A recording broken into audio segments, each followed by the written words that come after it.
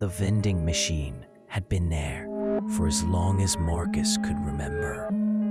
Tucked behind the old gym at the edge of campus, it stood like a relic from another time. Its once bright paint now faded and chipped, its buttons worn smooth, plastered with peeling stickers and foreign characters. The drinks behind the scratched glass looked untouched for years, yet somehow always full. It never worked. Not for anyone.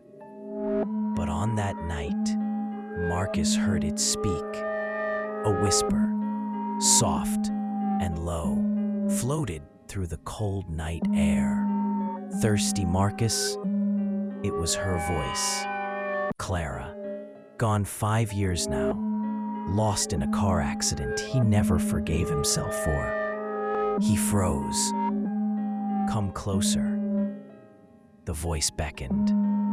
He did. His hands trembled as he pulled a coin from his pocket.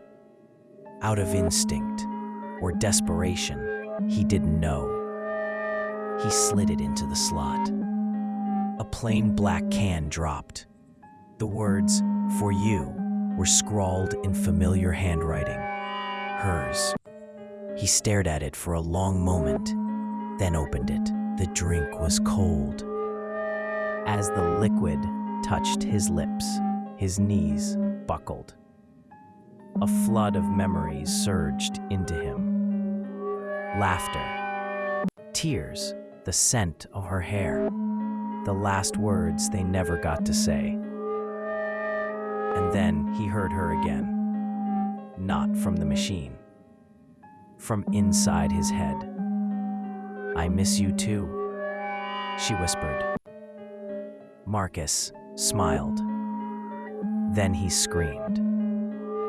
When security found him hours later, he was curled on the ground, eyes wide open, whispering to no one. The can lay beside him, empty. His voice, barely audible, kept repeating the same words. She forgave me, but something else didn't.